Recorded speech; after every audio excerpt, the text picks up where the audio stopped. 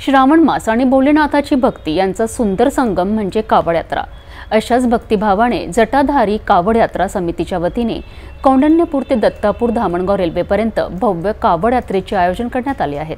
श्रावण मासातील सोमवार आणि भोलेनाथाचे नाव घेणाऱ्या भक्तांचा उत्साह।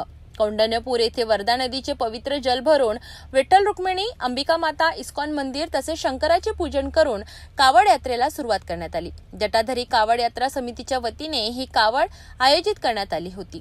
अनेक शिवभक्तांनी नाचत गाजत हर हर महादेवाच्या जयघोषात यात्रेत सहभाग घेतला।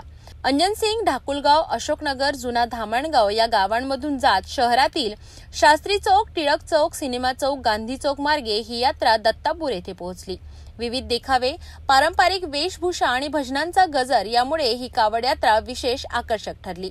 दत्तापूर येथील प्राचीन शिव मंदिरात शिवलिंगावर वर्धा नदीचे पवित्र जल अर्पण करून अभिषेक, पूजन आणि आरती करण्यात आली। यावेळी परिसरात भक्तिमय वातावरण निर्माण झाले होते।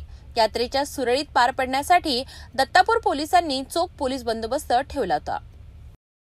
श्रावण मास भक्तिभाव आणि पारंपरिक रीतिरिवाजांचा संगम असलेली जटाधारी कावड यात्रा भक्तांसाठी अविस्मरणीय ठरली आहे।